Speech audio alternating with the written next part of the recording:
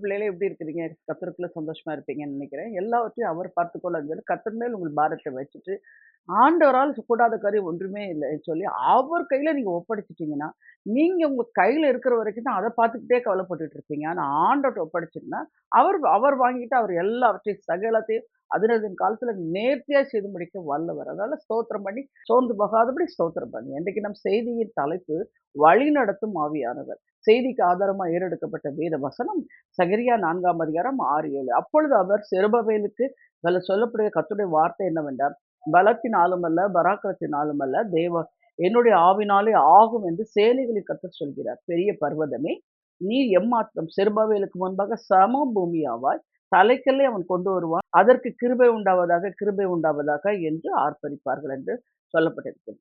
இது பார்க்கும்போது இந்த பலத்தினாலும் அல்ல, பராக்கிரத்தினாலும் அல்ல, என்னுடைய ஆவினால் ஆகும் என்று எல்லா விதத்திலும் ஆகாது. அதாவது என்ன அர்த்தம்னா, பணத்தினாலயோ, ஜனத்தினாலயோ, பொருளினாலயோ, இல்ல வேலையினாலயோ, யார் எதுனாலும் அப்படி அல்ல. சில காரியங்கள் நம்ம சொல்லுவோம் இல்லையா? இது பலத்துக்கு மிஞ்சினதுன்னு சொல்லுவோம். அதனால ஃபர்ஸ்ட் திங் பரிசுத்த ஆவியினால் எல்லாம் ஆகும். ஆவியானவர் நம்மோடு இருக்கிறார். சகலத்தையும் செய்ய வல்லவர். முதல்ல உங்க கூட யார் இருக்கா? அப்படிங்கிறத உணர்ந்து நடக்கணும். அது பாருங்க, அந்த சிறு பிள்ளையா இருந்த தாவீது, அப்ப அவ்வளோ பெரிய கோலியாத் எதுக்கு? இது என்ன அர்த்தம்? அவன் பாருங்க சேனைகளின் கர்த்தர் தன்னோடு இருக்கிறார் என்பதை உணர்ந்தவனாய் நடந்து கொண்டான். அதே போலதான் நீங்க உங்க பிரச்சனைய நீங்களே சுமந்துக்கிட்டு ஒண்ணும் முடியல, ஒண்ணும் நடக்கல, ஒண்ணும் கிடைக்கலன்னு புலம்புறதெல்லாம் விட்டுட்டு, இயேசுவால எல்லாம் நீங்க யார் உங்கள்ட்ட கேட்டாலும் எப்படி இருக்கிறீங்கன்னா, கர்த்தருடைய கிருபையினால் நல்லா இருக்கிறேன்னு சொல்லுங்க. அந்த பிரச்சனை என்ன ஆச்சு அப்படின்னு கேட்பாங்கல்ல, அப்ப சொல்லுங்க.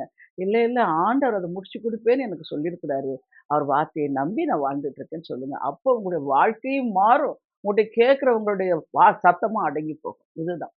பாருங்க நீங்க பார்க்கும்போது இந்த இந்த வசனம் எப்போ சொல்லப்பட்டதுக்கு அப்படின்னா, 70 ஆண்டுகள் பாபிலோன் சிறையிருப்பிலிருந்து கொஞ்சம் கொஞ்சமா யூதர்கள் எருசலேமுக்கு திரும்பி வந்தார்கள். அங்கு எருசலேமின் மதில் சுவர்கள் இடிக்கப்பட்டு கடந்தன என்று சாலமோன் கட்டின தேவாலயம் தகர்ந்து தீக்கொளுத்தப்பட்டு கடந்தது என்று கேள்வி. இதை பார்த்தபோது செருபாபேல் என்ற வாலிபரின் உள்ளத்தில் ஆலயத்தை கட்டும்படி பக்தி வைராக்கியம் எழுந்தது.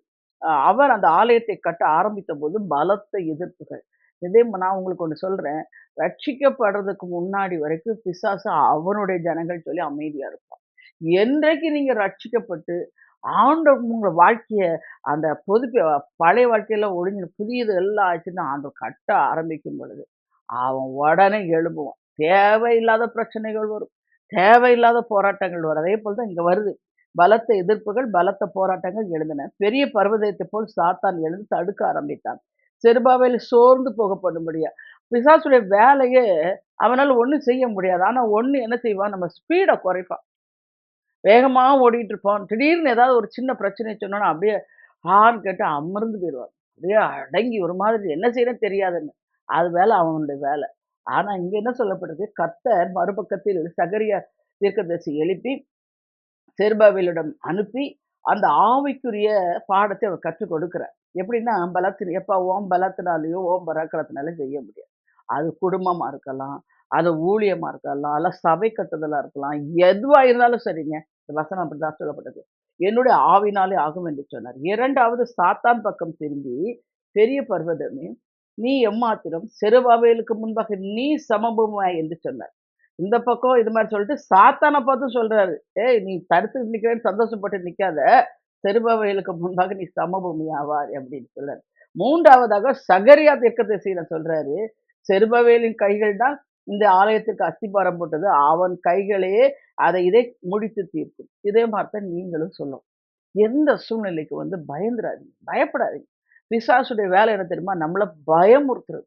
அவனுக்கு எப்பவுமே துர்ச்செய்தியை கொடுப்பது அவனுடைய வேலை. நீங்க அதை ஏற்று கொண்டுட்டீங்கன்னா பயத்துல உட்காந்துருவீங்க, கலக்கத்துல உட்காந்துருவீங்க போல. அதனால தான் ஆண்டவர் சொல்றாரு, மனம் பதறுகளை பார்த்து பயப்படாதே அப்படின்ற. ஒவ்வொரு முறையும் நீங்க பாருங்க, பயப்படாதேன்னு சொல்லிட்டாருன்னா அங்க ஆண்டவர் நிக்கிறாரு. அதனால நீங்க பயப்பட வேண்டாம். அவர் யார் நம்மளை பார்த்து சொல்றா? கர்த்தர் பார்த்து சொல்றாரு. என்ன சொல்றாரு? பயப்படாத, நான் உன் கூட இருக்கேன். அப்ப நீங்க என்ன சொல்லணும்? ஆண்டவரே நீர் என் கூட இருக்கிறீரப்பா, அதனால நான் பயப்பட மாட்டேன். இன்னொன்னு சொல்றாரு தாவீது, நான் பயப்படும் நாளில் உம்மையே நம்புவேன், உம்மை மட்டுமே நம்புவேன்னு சொல்லுவார். ஆனா அதுக்கு எழுத்தாப்புல பார்க்கும்போது யோபு என்ன சொன்னாரு? பயந்த காரியம் எனக்கு நேர்ந்தது. அதான் பயத்தினுடைய சிந்தைய வந்துருச்சுன்னா, அது எல்லாமே அப்செட் ஆயிரும். அதுக்கு தான் நான் எப்பவுமே சொல்லுவேன், சோர்வின் ஆவுக்கு எதிர்ப்பு எதுன்னா, மோட்டிவேஷன். நம்மை நாமே தாவீத போல திடப்படுத்திக் கொள்ளணும். அந்த மோட்டிவேஷன் ஸ்பிரிட் இருந்தா, நீங்க ஆண்டவருக்கு முன்பாக ஆண்டவர் சொல்ல, சொல்ல, சொல்ல, சொல்ல எழும்பி, எழும்பி, எழும்பி, எழும்பி பிரகாசிக்கும்படியா மேல எழும்பி நடந்துரும். ஆனா, இந்த பிசாசு சொல்றதையோ உலகம், மாமிசம், பிசாசு 3 நமக்கு எதிரி. இந்த 3 சொல்றத நீங்க எட்டி பார்த்துட்டு இருந்தீங்கன்னா, நீங்க அப்படியே அப்செட் ஆயிருவீங்க.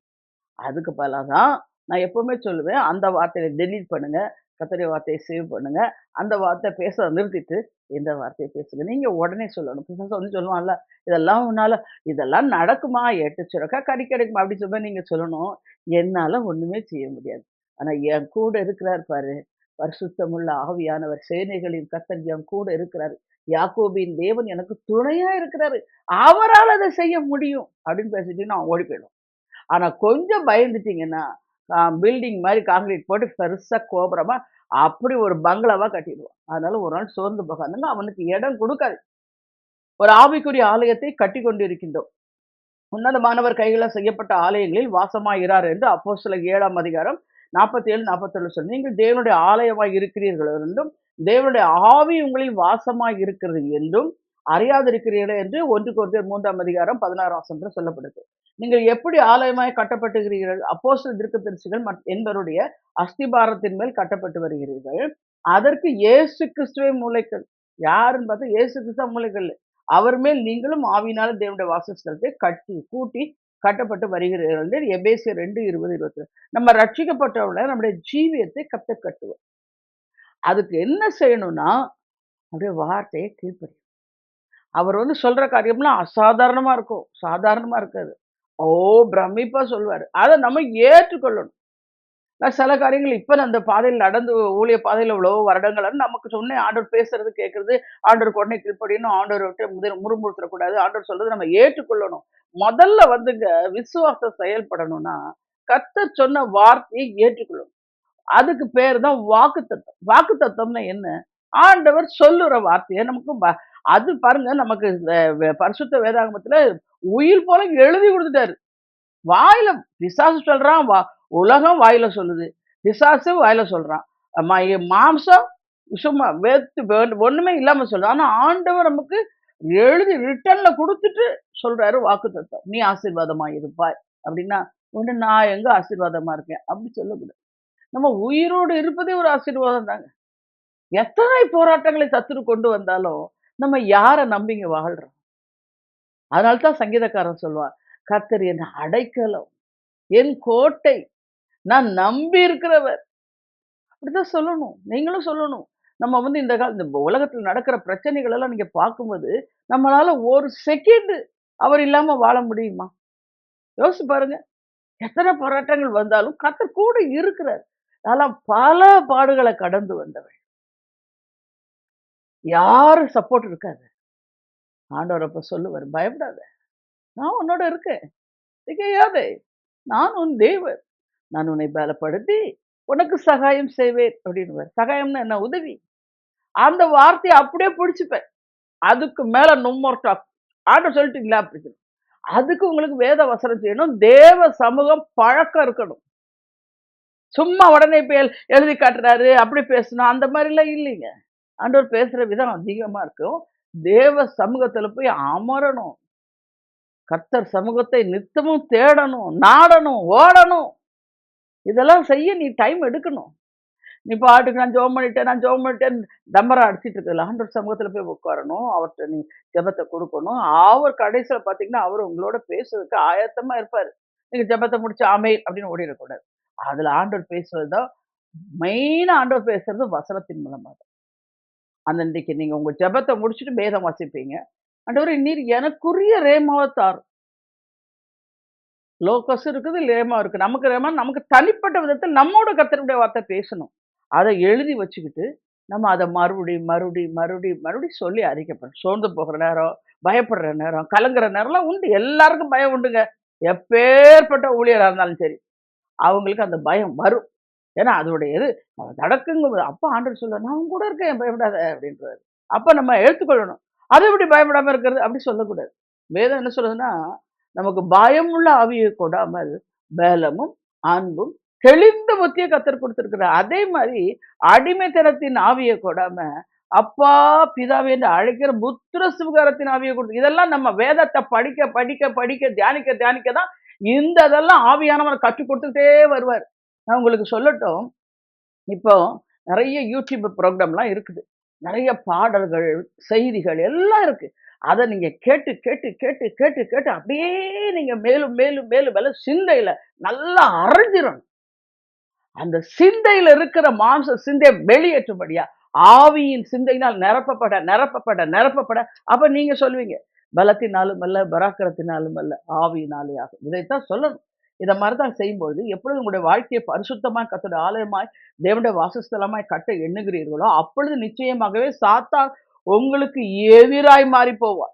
வானத்தின் பொல்லாத ஆவிகள் நிச்சயமாய் உங்களுக்கு விரோதமாய் போரிடக்கூடும். அதுதான்.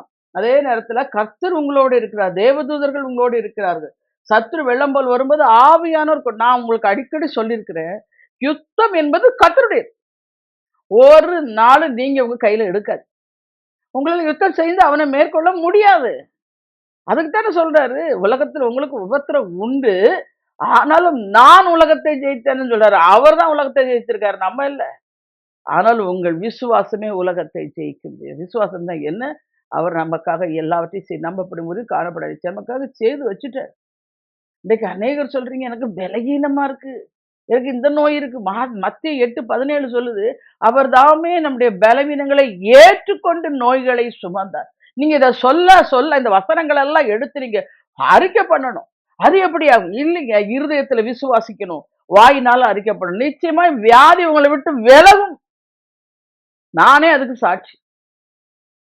எல்லா காரியங்களையும் நம்ம எப்பவுமே சொல்லணும். காலையில எழுந்த உடனே ஜெபம் பண்ணிட்டு, என்னை பலப்படுத்த கிறிஸ்துவினாலே எல்லாவற்றையும் செய்ய எனக்கு பலன் உண்டு ஸ்தோத்திரம். இதையே உங்க சிந்தையில போட்டு, போட்டு, போட்டு நீங்க வச்சிரணும். அதுக்கு பதிலா நீங்க என்ன சொல்றீங்க இப்போ? எனக்கு பலனே இல்ல. எனக்கு ஒன்றுமே புரியல. எப்படி நடக்குமோ? எப்போ நடக்குமோ? இததான் பேசுறீங்க. இதெல்லாம் நீ தேவையில்லாத பேச்செல்லாம் நிறுத்திட்டு, அதுக்கு தான் சொல்றாரு, அஞ்ஞானிய போல பண்ணாத. ஆண்டவருடைய வார்த்தையை பேசு. அவர் பார்த்துக் கொள்ளுவார். என் கூட ஆண்டவர் இருக்காரு. நான் ஏன் பயப்படணும்? அவரே எல்லாம் பார்த்துக்கொள்வார். அப்படி சொல்லி பேச ஆரம்பிச்சிட்டீங்கனாலே, உங்களுக்கு இருதயத்துல விசுவாசம் நல்லா ஸ்டாண்ட் ஆயிடும். சந்தேகம் வராது. அப்ப கர்த்தருடைய சத்தத்தையும் கேட்பீங்க. அவருடைய சித்தத்துக்கு உங்கள அர்ப்பணிப்பீங்க. அதுதான். இன்னைக்கு பாருங்க ஆவியானவர் வெள்ளம் போல் சத்தம் ஆவியான கொடி ஏற்றுவார் என்று ஏசாயா 59:19 சொல்லப்படுது. உங்களுக்கு அவர் பயமுள்ள ஆவியை கொடாம வெலமும் தெளிந்த புத்திய கட்டளையிட்டிருக்கிறார் என்று 2 தீமோத்தேயு 1:7 சொல்லுது. இன்னைக்கு பாருங்க மோசேயை வழிநடத்தின ஆவியானவர். மோசே பார்வோனுடைய அரண்மனையில் இருந்தபோது தன்னுடைய சுய பலத்தால் இஸ்ரவேல் ஜனங்களை விடுதலையாக்கி விடலாம் என்று நினைத்தார். அதாவது மாம்ச பலத்துல. அதை செயல்படுத்த விரும்பி ஒரு எகிப்தனை அடித்து கொண்டு புகைத்து போட்டார். அது நிமித்தம் தோல்வி அடைந்தார். மீதியான் தேசத்தை விட்டு ஓட வேண்டியது. பார்வோனுக்கு பயந்து ஓடிட்டார். அங்கு கர்த்தர் கற்றுக் கொடுத்த பாடம் தான். என்னுடைய ஆவினாலே ஆகும். நீங்க உங்களுடைய வாழ்க்கையில கூட எல்லா செய்யும்படின்னு சொல்லாதீங்க. என்னால ஒண்ணும் செய்ய முடியாது ஏசப்பா. நீங்க எல்லாம் செய்வீங்க. அப்படி சொல்லி பழக ஆரம்பிச்சிட்டீங்கன்னா, அவர்ட்ட ஒப்படைச்சிட்டீங்க. அவரே உங்களுக்காக வழக்காடுவார். கர்த்தர் மோசேயுடைய கையிலோட கோலை கீழே போட சொன்னார்.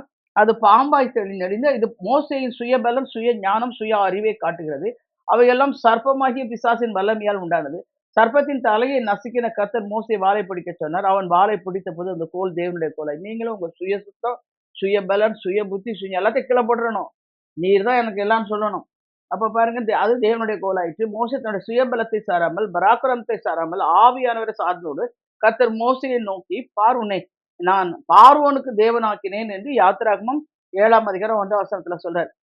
மோசே பெரிய யுத்தங்கள் ஒன்றும் செய்யல. ஆனா பாருங்க, இந்த ஆண்டவர் வழி நடத்தும்போது பெரிய பெரிய காரியங்களை சொல்லுவாரு.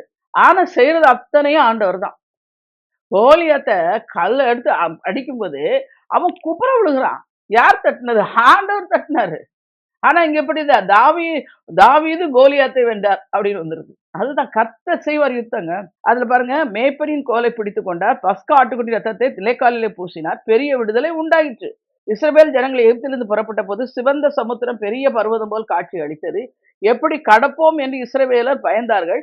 பிள்ளை பின்னாக பார்வோனுடைய முழு ரணம் முன்னாடி செங்கடல், பின்னாடி பார்வோன் துரத்திட்டு வர்றார் சேனையோட. ஆவியானவராலே சிவந்த சமுத்திரம் இரண்டாக பிளந்தது. இஸ்ரவேல சுயபத்திரமாக கடந்தார்கள். ஆனால் கர்த்தர் பார்வோனையும் அவருடைய சேனைகளையும் சிவந்த சமுத்திரத்திலே தள்ளி போட்டார். இதில் இஸ்ரவேலரோ மோசேயை செய்தது என்று சொ மோசேயே செய்தது என்றும் இல்லை, ஆவியினாலே ஆகும்.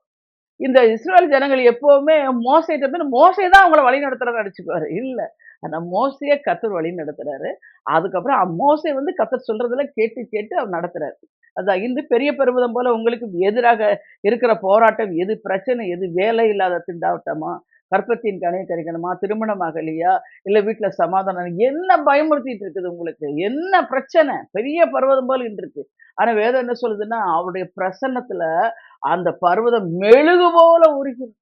நீங்க தேவ சமூகத்துல போய் சொல்லிட்டு, "ஏசப்பா உம்மிட்ட குடுத்துட்டு, நீங்க எல்லாம் மாற்ற வல்லவர். நான் உம்மை நம்புறேன். என்னுடைய ஆவியினாலே ஆகாது. உம்முடைய ஆவியினால எல்லாம் ஆகும்ன்னு" ஒப்படைச்சிட்டீங்கன்னா, அந்த பர்வதம் எல்லாம் கரைஞ்சு போயிரும். அதுதான் கர்த்தர் சொல்றாரு. அவர் உங்களை விசாரிக்கிறவரானும் கைகளை அவர் மேல் வச்சிருங்க. 2வது பார்க்கும்போது கிதியோனை வழிநடத்தின ஆவியானவர். கிதியோனின் நாட்களிலே இஸ்ரவேல் மீதியால் மிகவும் நெருக்கப்பட்டார்கள். பயந்து கொண்டு தானியத்தை ஆலையின் அருகே போரடித்துக் கொண்டிருந்த கிதியோன் கர்த்தர் அந்த இந்த இந்த பிரச்சனையிலிருந்து விடுதலை கற்றுக் கொடுத்தார். பராக்கிரமசாலியே கர்த்தர் உன்னோட இருக்கிறார் என்று திடப்படுத்தினார். ஆவியாளர் சார்ந்தவர்களும் உற்சாகப்பட நியாயாதிபதிகள் 6:12. இப்ப சூழ்நிலை பாத்தீங்கன்னா கிதியோனை எப்படி பயந்து ஆலையில போய் இந்த பழங்கள் திராட்சை பழம் அந்த ஆலையில போய் இந்த நெல்லை போய் அதை அடிச்சிட்டு இருக்கிறாரு. பயந்து செஞ்சிட்டு இருக்காரு. ஆனா அங்க போய் உட்கார்ந்துட்டு தேவதன் என்ன கூப்பிடுறாரு? ஏன் பராக்கிரமசாலின்னு கூப்பிடுறாரு. சூழ்நிலை முழுசும் பயந்து கிடக்குது. ஆனா கர்த்தர் சொல்வது பராக்கிரமசாலின்னு கூப்பிடுறாரு. கூப்பிட்டுட்டு எதுனாலும் பராக்கிரமசாமி கர்த்தர் உன்னோட கூட இருக்கிறாருப்பா. அதனால நீ இன்னைக்கு உங்களை பார்த்து கர்த்தர் சொல்றாரு. அம்மா மகளே நான் உன் கூட இருக்கிறேன் நீ பராக்கிரமசாலி. மகனே நான் உன் கூட இருக்கிறேன் நீ பராக்கிரமசாலி. சொல்லி பாருங்க. பயப்பட மாட்டீங்க. தைரியமா இருப்பீங்க. இதுதான். அப்ப இஸ்ரவேலுக்கு விரோதமாக யுத்தத்துக்கு பெரிய பர்வதம் ஒன்று ஏராளமான வீரர்கள் படையெடுத்து வந்தார்கள். மீதியானரும் அமிலேக்கரும் சகல கலக்கத்தை புத்திரரும் வெட்டுக்கிளியை போல திரளாய் பள்ளத்தாக்குல படுத்து கிடந்தார். அவருடைய ஒட்டகங்களுக்கு கணக்கே இல்லை. கடற்கரை மனை போல திரளாய் இருந்தது. நியாயாதிபதிகள் இதுல என்ன அர்த்தம்னா, நம்ம கூட சில பிரச்சனைகள் பயங்கரமா இருக்கும். கொந்தளிச்சு நிக்கும், புயல் அடிச்சு நிக்கும், அந்த மாதிரி நிக்கும். ஆனால் பயப்பட வேண்டாம். அதை எப்படி கர்த்தர் விடுதலை கொடுத்தாருன்னு கிதியோன் யுத்தத்திற்காக ஆள் திரட்டும் போது கர்த்தர் 300 பேருக்கு மேல கிதியோனுடைய சேனையில் ஆள் சேர்க்கவில்லை. ஏன் சேர்க்கல? என்ன சொல்லிடுவாங்க? ஐயோ நாங்க தான் போய் அதெல்லாம் முறியடிச்சுட்டு வந்தோம். இதெல்லாம் குறைச்சிட்டு இது கூட கிதியோனுடைய சப்போர்ட்டுக்காக தான் அந்த 300 பேர். இல்லைன்னா ஒரு செகண்ட்ல கிதியோனை வச்சு முடிச்சிருவார் சாமி. அவரால் கூடும். அதை பாருங்க. மனித பலம் அல்ல, குதிரை வீரர்களின் சாமர்த்தியம் அல்ல, ஆவியினாலே ஆகும் என்று கர்த்தர் சொல்லிக் கொடுக்கிறார். யுத்தத்திற்கு முன் வந்த பிறகு இஸ்ரவேல் கர்த்தர் நிறைய பேர் வேண்டான்ட்டாரு. பயந்தவங்களையெல்லாம் வீட்டுக்கு அனுப்பிடு. நீங்க கூட பயந்துகிட்டே இருக்கக்கூடாதுங்க. தைரியமா இருக்கணும். விசுவாசி நீதிமான் சிங்கத்தை போல் தைரியமா இருப்பான். நம்ம ஊழியத்தை கூப்பிடுறாங்க இல்லையா, சிங்க பெண்ணே அப்படின்னு கூப்பிடுறாங்க. அப்படின்னா என்ன அர்த்தம்? சிங்க மாதிரி பாடுகளும் வேதனைகளும் போராட்டங்களும் பிசாசின் கிரிகள் நமக்கு விரோதமாக எழும்பும் பொழுது இயேசுவின் நாமத்தில் விரட்டி அடிச்சு நிக்கிறதா சிங்கப்பெண்ணு அழைக்க முடியும். சிங்கத்தை போல இருக்கு. அதனால இங்க தைரியமா இருக்கணும். எல்லா காரியங்களும் பாருங்க. இது கிதியோன் ஒரு இரவு ரகசியமாய் மீதியாளுடைய பாளையத்துக்கு வந்து மீதியாள் ஒருவன் சொன்னா இதோ ஒரு சொப்பனத்தை கண்டு நம்ம கூட சில நேரங்கள்ல ஆண்டவர் சொல்றது நம்ப முடியாது. உடனே சில இடத்துல அடையாளத்தின் மூலமாய் நம்மளை காட்டுவார். அப்படிதான் நான் ஊழிய எழுப்பின புதுசுல நாங்க எதுக்கு எடுத்தாலும் அடையாளம் கேட்பேன். ஒரு நாள் ஆண்டவரோட சொன்னேன், நீ ஆண்டவரே எனக்கு அடையாளம் அடையாளம். அது ஏர்லி பீரியட், எல்போர்ட் பீரியட். இப்பவும் ஆண்டவரே நீர் அடையாளம் கொடுத்தாதான் நான் விசுவாசிக்கும் சொல்ல முடியாது. ஏன்னா வளர்த்தாச்சு. அதுதான். வாட்ஸ்அப் அப்ப மீதியான் பாளையத்துக்கு உருண்டு வந்து அது கூடாரம் மட்டும் வந்தபோது அதை விழ தள்ளி கவிழ்த்து போட்டது. கூடாரம் விழுந்து கிடந்ததுங்க தான் நியாயாதிபதிகள் 7:13. கட்டியிருந்த வார்க்கோதமே அப்ப பெரிய கூடாரத்தையே கீழே தள்ளி கவிழ்த்து போட்டது. அக்கினியால் சுடப்பட்ட அந்த அப்பம் ஆவியானவரை காண்பிக்கிறார். ஆவியானவரே எல்லாம் ஆகும் என்று கிதியோன் வந்து கற்றுக்கொண்டார். அதுதான் கையில அக்கினி தீவட்டிகளை பாருங்க ஏந்தி பானையை உடைத்து எக்காலத்தை கிதியோன் வீரர்கள் ஊதிய போது, அதாவது கையில அக்கினி தீவட்டிகள் என்று நம்ம சொல்லும்போது அது அக்கினி அபிஷேகம். பானையை உடைத்து என்று சொல்லும் பொழுது அது வந்து நம்முடைய சுயத்தை உடைக்கிறது. உடைச்சிட்டு எக்காலத்தை ஊதுறது கர்த்தரை உயர்த்துகிற துதியை ஏறெடுக்கிறதுன்னு அர்த்தம். கர்த்தர் மீதியானுடைய பாளையம் எங்கும் ஒருவருடைய பட்டத்தை ஒருவருக்கு விரோதமாய் ஓங்க பண்ணின. அவர்கள் ஒருவரை ஒருவர் வெட்டி மடிந்து போனார்கள். ஒருவேளை உங்களுடைய சரத்துல பலவீனமான பலவீனங்கள் இருக்கலாம், போராட்டங்கள் இருக்கலாம், குடும்பத்துல வேதனைகள் இருக்கலாம். ஆனா இந்த செய்தியை கர்த்தர் உங்கள் மத்தியில பேசுறாருன்னா அதை கர்த்தர் உங்களுக்கு விரோதமா எழுவும் எந்த ஆயுதம் வாய்க்காதே இப்போ அவரே நின்று உங்களுக்கு உத்தரம் செய்வார். அத 3வது பார்க்கும்போது தாவீதை வழிநடத்தின ஆவியானவர். ஒரு முறை இஸ்ரவேலுக்கு விரோதமாய் பெலிஸ்தர் படையெடுத்து வந்தார்கள். பெலிஸ்தர் யுத்த வீரனாய் கோலியாத் என்ற ராட்சசன் பெரிய பர்வதம் போல எழுந்து வந்து இஸ்ரவேலுக்கு விரோதமாக சவால் கொடுத்தான். கர்த்தருடைய நாமத்தை நிந்தித்தான். அவனுடைய தோற்றத்தை பார்த்து எல்லா இஸ்ரவேலரும் பயந்து நடுங்கிற. ஆனால் வாலிபனாகிய தாவீதோ, இது வெட்டத்துல சிறுபிள்ளன் போல சொல்லிருக்கு. வாலிபன் தேவை யுத்த பயிற்சி பெறாமல் இருந்தான். போர்க்கவசங்களை அணியக்கூடாதவனா இருந்தாலும் ஆடுகளை வளாந்தரத்திலே மேய்க்கும் வாழ்க்கையிலே ஒரு நல்ல ஆவிக்குரிய பாடத்தை பாருங்க. அவன் எங்க இருக்கிறான்னு பாத்தீங்கன்னா வனாந்தரத்துல இருக்கான். கூட யாருமே இல்ல. ஆனா பாருங்க அவன் ஆண்டவரோடு பேசி அந்த இது எப்படி இருக்கும்? இதுதாங்க வாழ்க்கை. சில நேரத்துல நம்ம வனாந்தரம் போல நம்முடைய வாழ்க்கை இருக்கும். பேசுறதுக்கு யாருமே இருக்க மாட்டாங்க. அப்படியே பேசினாலும் நம்மள யோபுவுடைய சிநேகிதர் போல வந்து குற்றப்படுத்தி குறை சொல்லிட்டு கிடப்பாங்க. அந்த நேரத்துல ஆண்டவர் எல்லாத்தையும் ஆஃப் பண்ணிடுவாரு. தனியா போட்டுருவாரு வனாந்தரத்துல. ஆனா அங்க பாருங்க ஆண்டவர் நம்மோடு இருந்து நம்மள வழிநடத்தி அ அவன் பாருங்க இந்த கோலியாத்த எதுக்குறதுக்கு முன்னாடி சிங்கம், கரடி எல்லாம் பிராக்டிகல் குடுக்குறாரு. எப்படி பிராக்டிஸ் பண்ணா எப்படின்ட்டு அதெல்லாம் கத்துக் குடுத்து தான் கொண்டு வர்றாரு. அந்த மாரி தான் நீங்களும் சோர்ந்து போகாத. இந்த பிரச்சனை உங்களுக்கு வந்து நன்மைக்கு எதுவாய் முடியும் தேவ பிள்ளைகளே. கோலியாத்தை எதிர்ப்பதற்கு தாவீது 5 கூழாங்கற்களை எடுத்துட்டு வந்தார். எப்படிப்பட்ட ஆயுதம் பாருங்கள். 5 கூழாங்கற்களும் ஆண்டவருடைய 5 நாமங்களை குறிக்கிறது. கர்த்தருடைய நாமம் அதிசயமானவர், ஆலோசனை கர்த்தர், வல்லமையுள்ள தேவன், நித்திய பிதா, சமாதான பிரபு எனப்படும். கோலியத்தை வீழ்த்த 5 கல் தேவைப்படும். வல்லமை உள்ள தேவன் ஒரு கல் போதுமானதா இருந்தது. அந்த கல்லை அவன் கவனில் வைத்து தாவீது கோலியாத்தின் மேல் எரிந்தபோது அந்த கல் கோலியாத்தின் நெற்றியிலே பாய்ந்தது. கல்லு நெற்றியில பாய்ஞ்சுனா எப்படி விழணும்? குப்பறாங்க. அதாவது பின்னாடி விழணும். ஆனா அவன் எப்படி விழுந்தான்? முன்னாடி விழுந்தான். சத்துருக்கள் வந்து முன்னாடி அதாவது தோற்கடிக்கும் முன்னாடி ஏன் பின்னாடி இருந்து கர்த்தர் செயல் எடுத்துட்டார். நீங்க அதனால சோர்ந்து போக இந்த பிரச்சனையை நான் என்ன பண்ணுவேன்? இந்த போராட்டத்தை என்ன பண்ணுவேன்? கோலியாத்தை போல என்ன பயமுறுத்திருக்க போராடாதீங்க. அந்த பிரச்சனையை தூக்கி ஆண்டவர்ட்ட சொல்லி நீங்க பாருங்க ஐயான்னு சொல்லிருங்க. நீங்க பார்த்துக்கிட்டு இருக்கிற வரைக்கும் அது உங்களுக்கு பெருசா தெரியும். ஆண்டவர்ட்ட ஒப்படைச்சுட்டு அப்பா நீங்க பாருங்க. அவ்வளவுதான். அவர் ஒரு பார்வை பார்த்தா முடிஞ்சுது. எப்படி கோலியாத்தை வேற்றி எடுத்ததே போல நீங்க சோர்ந்து போக வேண்டாம். கோலியாத்தை போல உங்களுக்கு பல எதிர்ப்புகள் இருக்கலாம். மந்திரவாதிகள் எழும்பி வரலாம். தீய மனுஷர்கள் சவால் கொடுக்கலாம். உங்களுக்கு துணை நிற்கும் கர்த்தர் ஆவியாரில் சார்ந்து கொண்டு ஆலோசனை சொல்ல மட்டுமல்ல, எதிர்த்து நிற்கிற பர்வதத்தை பார்த்து பெரிய பர்வதமே, பெரிய சாத்தானே, பெரிய நோய்களே, பெரிய கொடூரமான வியாதிகளே, பெரிய மந்திரவாதியே, முடியாததை பெருசா கொண்டு வந்து காட்டிட்டு இருக்க பிசாசே, கர்த்தர் உன்னை பார்த்தா சொல்றார். தேவனுடைய முன்பாக நீங்கள் ஏமாத்திரம் இருக்கிற இடம் தெரியாமல் சமபூமியாவை நொறுங்கி பார்த்தா சொல்றாரு. உன்னோட போராடினவைகளை நீ தேடியும் காணாதிருப்பாய். அவைகள் இல் பொருளாய் எல்லாத்துக்கும் வசனத்தை சொல்லி சொல்லி சொல்லி ஜெயம் எடுத்துடலாங்க. எப்படி சிஸ்டர்? எவ்வளவு ஜெபம் பண்றீங்க? நல்லா விசுவாசிக்கிறீங்க. ஜெபிச்சு முடிச்ச பிறகு அடுத்த நான் ஜெபிச்சு முடிச்ச உடனே போன் ஆஃப் பண்ணிடுவேன். ஏன்னா பெரிய அரைச்சமாவை திருப்பி அரைக்கிறது இல்லைங்க. போன் கிடைக்கிறது ரொம்ப கஷ்டமா இருக்கு உங்களுக்கு. கிடைச்ச போனை உடனே யூஸ் பண்ணிக்கணும். இந்த நிமிஷத்துல நீங்க விசுவாசித்தா அற்புதம் நடக்கும். எவ்வளவு பேர் அற்புதம் பெற்றுக் கொள்றாங்க. விசுவாசிக்கணும். அது இல்லாம சிஸ்டர் தொடர்ந்து ஜெபம் பண்ணுங்க. ஜெபம் பண்ண எந்த ஊழியரும் தொடர்ந்து ஜெபம் பண்ண மாட்டாங்க. தெரிஞ்சுக்கொள்ளுங்க. நான் உங்களுக்கு இதை நேர்ல சொல்றேன். அவங்கள்ட்ட கொடுத்துட்டு இது தொடர்ந்து ஜெபம் பண்ணுங்க. தொடர்ந்து ஜெபம் பண்ணுங்கன்னு சொல்லிட்டீங்கன்னா நான் போன்ல சொல்லிடுவேன் உங்க ஜெபம் கேட்கப்படல. அவிசுவாசம் வந்துருச்சு. அப்படி சொல்லக்கூடாது. இன்றைக்கு அந்த ஜெபம் கேட்கப்பட்டது அப்படின்னு விசுவாசிங்க. அதுதான். பாருங்க அதுக்கு பாருங்க தானியேலை வழி நடத்தின ஆவியானவர். தானியேல் பாபிலோன் சரிகளால் சிறைப்பிடிக்கப்பட்டு எருசலேமிலிருந்து பாபிலோன் தேசத்துக்கு கொண்டு போகப்பட்டார். எவ்வளவு காலம் இந்த சிறை இருப்பு பாபிலோன் என்று சொன்னாலே குழப்பம்னு அர்த்தங்க. அந்த குழப்பமான தேசத்திலே தானியேல் எப்படி இருந்தார்? அவர் பாருங்க எப்பொழுதும் கர்த்தரை எதிர்த்து நிற்கிற ராஜ்யங்களுக்கு ஒரு முடிவு உண்டாகும். எப்பொழுது கர்த்தர் ராஜாதி ராஜாவை இந்த உலகத்தில் அரசாட்சி செய்வார். கர்த்தர் சொல்லிக் கொடுத்த பாடம் என்னுடைய ஆவியினாலே. இன்னைக்கு உங்களை பார்த்து சொல்லிக்கிட்டே இருக்கிறேன். என்னுடைய ஆவினால் பரிசுத்த ஆவியார்ட்ட ஒப்படைச்சிட்டு ஐயா ஆவியால் தான் ஆகும். எப்படிப்பட்ட போராட்டமா இருக்கலாங்க. அத கர்த்தரால் கைகுடி வர பண்ண முடியும். பூட்டப்பட்ட வீட்டுக்குள்ள போய் என்ன சொல்றாரு? சமாதானம் சொன்னார். இல்லையா? அதனால இந்த சூழ்நிலையில கர்த்தர் எழுந்தருள்வார். நீங்க கேட்கணும். ஆண்டவரே இந்த பிரச்சனைக்குள்ள நீர் எழுந்தருளும். வேதம் சொல்றது 102 சங்கீதம் 13 வசனத்துல தேவரீர் எழுந்தருளி சீயோனுக்கு இறங்குவீர். இறங்குகிற காலம் உண்டுங்க.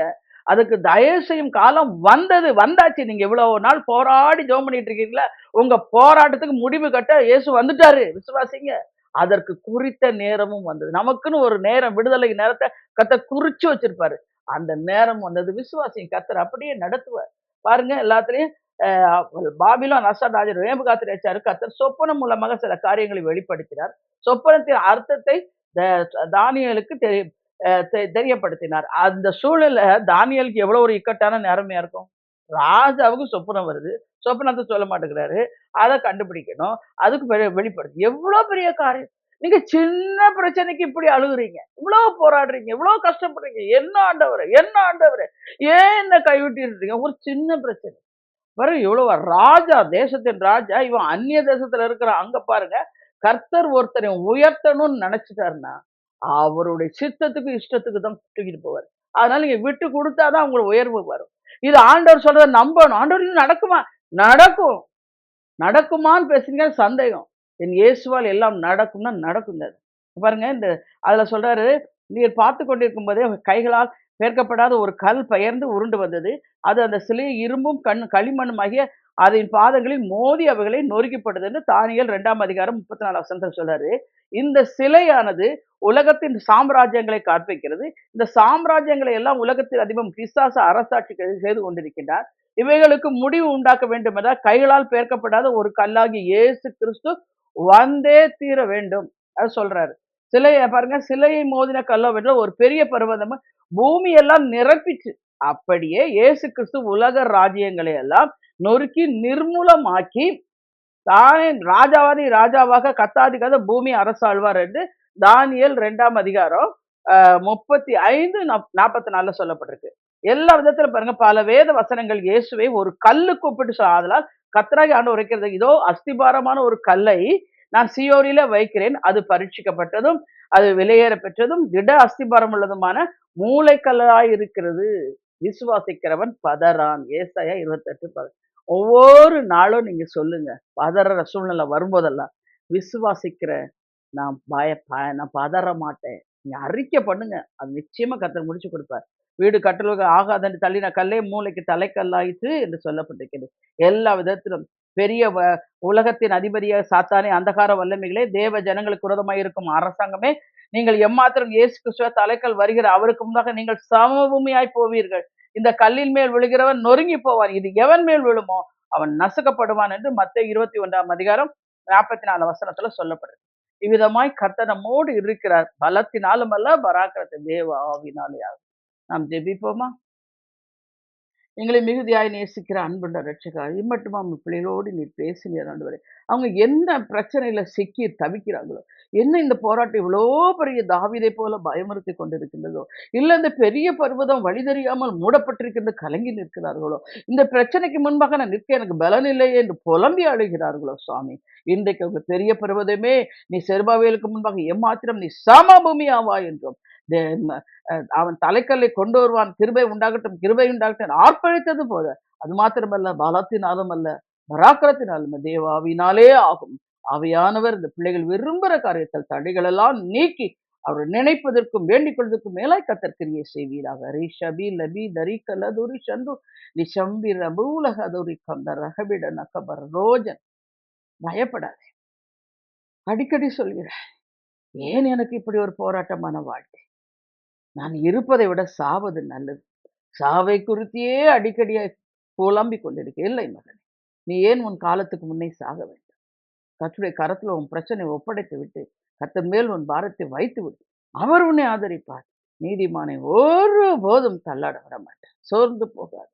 இஷபால் இஷபி துரிக்கந்து ரிகபல துரிஷந்து ரிகபல் பால்ராஜ் வயிற்று வரி நிமித்தம் அடிக்கடியாய் வேதனைப்படுகிறார். மரண பயம் ஒரு பக்கம்.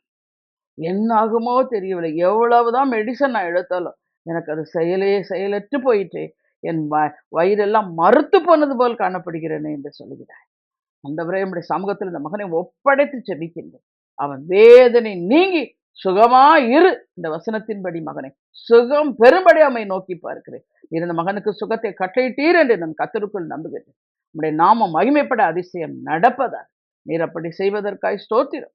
உஷபி லபி திரிகபல பவுன்குமார் வியாபாரம் செய்கிற மகன், நான் கைது செய்கிற ஒண்ணு கூட ஆசீர்வாதமா இல்லையே என்று அடிக்கடி நீ இப்படி அறிக்கை பண்ணிக்கொண்டே இருப்பதினால் ஆசீர்வாதத்தை நீ இழந்து கொண்டிருக்கின்றாய். இந்த நாளிலிருந்து சொல்லு, நான் கையிட்டு செய்யும் வேலையெல்லாம் கர்த்தர் ஆசீர்வாதத்தை கட்டளையிட்டார் என்று விசுவாசி. உன் கண்கள் அதிசயத்தை காணும். உஷபில்ல பௌஹல துஷந்தரி கபலபா. ரிபையிலே பொன்மணி சோர்ந்து போகாதே. பிள்ளைகளுக்காக ஜெபித்து ஜெபித்து ஜெபித்து சோர்ந்து போய்விட்டார். பிள்ளைகள் இயேசுவை ஏற்றுக்கொள்ள வேண்டும், மனம் திரும்ப வேண்டும் என்று புலம்பி அழுகிறார். எல்லாம் நல்லா இருக்கிறாங்க. அந்த ஆண்டவரை தேடுவது விதத்தில் மாத்திரம் ஒன்று கூட கிண்டல் பண்ணிட்டு கேலி பண்ணிட்டு என் பிள்ளைகள் வாழ்ந்து கொண்டிருக்கின்றார்களே என்று அழுகிறார். நீ கவலைப்படுவதை நிறுத்தி, என் பிள்ளைகள் எல்லாம் கர்த்தரால் போதிக்கப்பட்டிருப்பார்கள், என் பிள்ளைகளின் சமாதானம் பெரிதாய் இருக்கும் என்று இந்த வசனத்தை சொல்லி அறிக்கை பண்ணு. உன் சொந்த கண்களால் உன் பிள்ளைகள் மனம் திரும்பி இயேசுவை தேடுவதை நீ காண்பாய். ஷபீல் லபூதர கபலவ. நாங்கள் நன்றியோடு நன்றியோடு ஸ்தோத்திரிக்கிறோம். ஒருவரையும் பேர் பெற ஆசீர்வதியும் காத்துக்கிறோம். இயேசு கிறிஸ்துவின் நாமத்தில் ஜெபிக்கின்றேன் ஜீவனுள்ள தகப்பன். ஆமென். தேவ பிள்ளைகளே, இந்த செய்தி உங்களுக்கு மிகுந்த பிரயோஜனத்தை கொண்டு வந்திருக்கும் என்று கர்த்தருக்குள் நம்புகிறேன். கர்த்தர் தாமே உங்களை ஆசீர்வதிப்பாராக. ஆமென்.